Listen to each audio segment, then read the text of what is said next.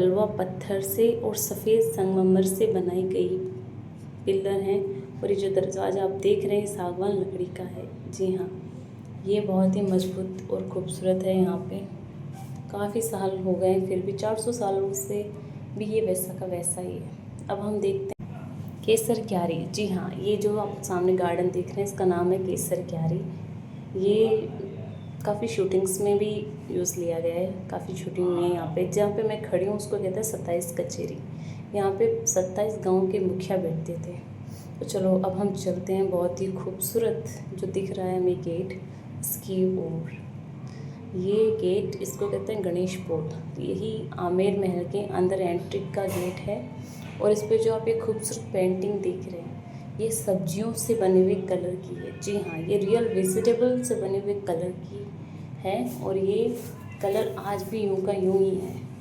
यहाँ से राजा जी अपने गेट से एंट्री करते थे और दीवाने आम से दीवाने खास में जाने का ये एकमात्र दरवाज़ा है। अब हम चलते हैं घूमते फिरते गिरते पड़ते हुए आम दीवाने खास की ओर।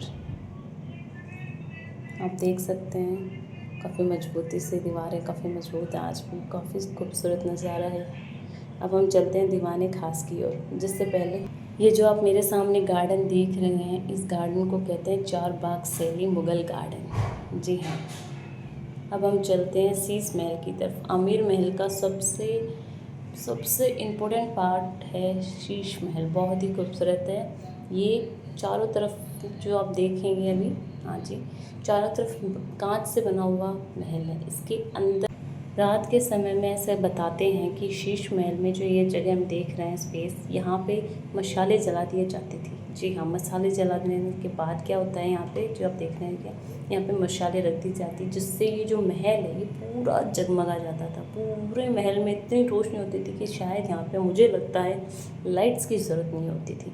जी हाँ, ये शीश महल अदर महलों में भी, काफ़ी महलों में भी शीश महल है, बट सबसे बड़ा और सबसे खूबसूरत शीश महल है तो वो है आमेर महल का। जी हाँ, शीश महल के जस्ट सामने बनाया गया है सुख महल। जी हाँ, वो आप देख रहे हैं, उसको कहते हैं सुख महल। सुख महल में है सुख मंदिर। अब हम चलते हैं और अंदर की तरफ। जो आप गैलरियाँ देख रहे हैं, ये होते थे रानियों के कमरों तक जाने का रास्ता।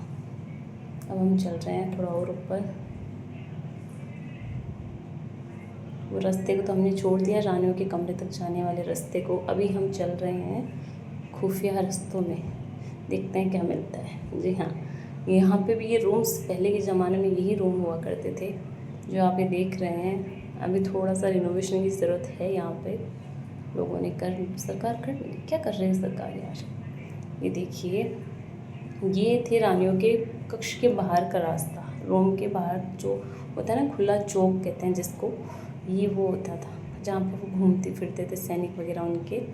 जो सामने आप दीवार देख रहे हैं, इसके उधर रानियों के कक्ष हैं। ये जो हम देख रहे हैं इसको कहते हैं बरादरी। जी हाँ, पहले के टाइम में क्या था कि रानियों का एक दूसरे के कक्ष में जाना भी अलाउ नहीं था। जी हाँ, पहले रानियाँ एक दूसरे के कमरों में नहीं जाती थी। उनके मिलने के लिए ये जगह बनाई गई जो हम देख रहे हो, इसे कहते हैं बरादरी। यहीं पे राजा जी बैठते थे, रानियों की जो भी समस्याएं थी उनको सुनते थे, उनकी समस्याओं का समाधान करते थे। ये जो आप झरोखे जैसे देख रहे हैं मेरे चारों तरफ, हम अभी चलते हैं यहाँ पे। काफ़ी सीढ़ियाँ और काफ़ी ऊंचाई पर, सेकंड फ्लोर कह सकते हो आप इसको, खड़ी सीढ़ियाँ हैं ये सब। इनमें हम चलते हैं और चलकर ये जो रास्ता है ये किसी खुफिया रास्ते की तरफ खुल गया है। मुझे पता नहीं है ये क्या है, मुझे क्या शायद ये किसी को नहीं पता। यहाँ पे कुछ भी केयर नहीं है, ये कोई रूम्स नहीं है। तो हम आते हैं रानियों के रूम के बाहर बालकनी में। जो भी आप जितनी बालकनियाँ देख रहे हैं, उतनी रानियाँ थी, जितने रूम्स थे उतनी बालकनियाँ थी। वहाँ से रानियाँ, ये जो तुलसी का पौधा आप देख रही हैं, सुबह के समय यहाँ पे रानी स्नान करके तुलसी में पानी डालती थी और दिया करती थी। और ये जो छोटी छोटी गैलरी आप देख रहे हैं, झरोके देख रहे हैं, ये झरोके रोशनदान हुआ करते थे, रोशनी के लिए होते थे, ये हवा रोशनी के लिए। और इधर बाहर की तरफ ये रानियों के रूम के बाहर का एरिया है, जिससे हम अपनी भाषा में हॉल कह सकते हैं। वो यहाँ पे शायद घूमती थी, शाम को थोड़ा टहल लेते थे वो लोग सब। यहाँ पे क्या पर्दे लगे होते थे, दरवाजे तो थे नहीं, पर्दे लगे होते थे सबके, एक दूसरे को देखते नहीं थे वो लोग, उनको उसमें ही मिलना होता था बरादरी में। ये बालकनी है जहाँ पे भी मैं थक के बैठ चुकी हूँ। इन बालकनियों से वो बरादरी वाला जो एरिया दिख रहा है हमें नीचे, उसको एक्सप्लोर करते थे। जो भी गतिविधियाँ होती थी रानियाँ बालकनी में बैठ के देखती थी। ये कुछ खुफिया रास्ते हैं जो काफ़ी अंदर तक हैं। चारों तरफ बालकनी है, खुला सा फील होता है, हवा के लिए झरोके भी हैं। यहाँ पे प्री वेडिंग शूट भी हो रहे हैं, देख सकते हैं आप। चारों तरफ न्यू ब्राइड घूम रहे हैं। ये हम जो अभी मैं कह रही थी आपको कि खुफिया रास्ते भी होते थे। ये वो महल है भाई साहब जिसके लिए काफ़ी युद्ध हुए हैं, काफ़ी रणनीतियाँ चली हैं। राजपूत और मुग़ल दोनों ही काफ़ी युद्ध रहे हैं, काफ़ी उनके विवाह मेल से उन्होंने समझौता करा है, संधि करी है। आप देख सकते हैं ये रानी का महल है, इतना बड़ा। ये बाहर एरिया है। सरकार से एक रिक्वेस्ट है कि प्लीज़ रिनोवेशन करें और ये फर्स्ट एटलीस्ट हम हमारी आने वाली जनरेशन को क्या दिखाएंगे कि टूटे हुए महल थे रानियों के। खूबसूरत करो यार इन्हें, इनकी खूबसूरती को तबाह कर रखा है। ये देखो, ये रानी का कक्ष है। ये जो आप छोटी छोटी झरोके देख रहे हैं ना, यहाँ की इसके उधर गार्डन है जिससे ठंडी ठंडी हवा आती थी रूम में। कुछ अलमीराज हैं, उनके सामान रखने की व्यवस्था थी, जो मतलब एसी की ज़रूरत नहीं थी इस रूम में गाइस, ना चिल्ड है। चलो अब हम नीचे चलते हैं फटाफट। ये जो आप रास्ता देख रहे हैं, ये रास्ता युद्ध के समय में भागने के लिए या फिर युद्ध करने के लिए, घोड़ों के लिए, इनके लिए बनाया गया था कि तेज़ी से निकल सकें। अब हम आ गए हैं एक बहुत ही खूबसूरत जगह जिसका नाम है सुहागन महल। जी हाँ, ये जो बहुत ही खूबसूरत सा आप देख रहे हैं मेरे सामने, इसको कहते हैं सुहागन महल। इसकी एक बहुत ही बड़ी खासियत ये है कि यहाँ पर सिर्फ सुहागन ही आया करती थी। अनमेरिड और विधवा औरतों को, महिलाओं को यहाँ पर आना वर्जित था, यहाँ पे नहीं आ सकती वो। ये सुहागन महल इसलिए सुहागन महल कहलाता है कि जब ये जो झरोखा आप देख रहे हैं, यहाँ से रानी अपने राजा का युद्ध से, रणभूमि से लौटने का, सही सलामत लौटने का इंतज़ार करते थे वो। और ये सामने आप जो देख रहे हैं जयगढ़ है, और इससे आप जयगढ़ डायरेक्ट देख सकते हैं। तो हम बता रहे थे कि रानी इस झरोके से देखते थे कि राजा जी सही सलामत लौट कर इससे आ गए हैं। तब तक वो सुहागन महल में वेट कर अपना उनका वेट करती थी, इसलिए वो सुहागन रहती थी। उनका मानना है कि हम सुहागन हैं क्योंकि हम इसमें बेटे हैं, उनका वेट कर रहे हैं। वो दिया जलाती थी उनके लिए। और ये जो पूरा खूबसूरत सा नज़ारा भी हमने नीचे ऑब्ज़र्व किया, एक्सप्लोर करवाया मैंने आपको, यहाँ से दिख रहा है चारों तरफ। ये जो जयगढ़ भी काफ़ी नज़दीक है इसमें। अब हम चलते हैं एक और खूबसूरत जगह जहाँ से बहुत ही खूबसूरत व्यू आता है आमेर महल को देखने पे। यहाँ पे पर्यटक बहुत आते हैं, हर देश से पर्यटक आते हैं यहाँ पे। ये महल थोड़ा भी व्यवस्थित है।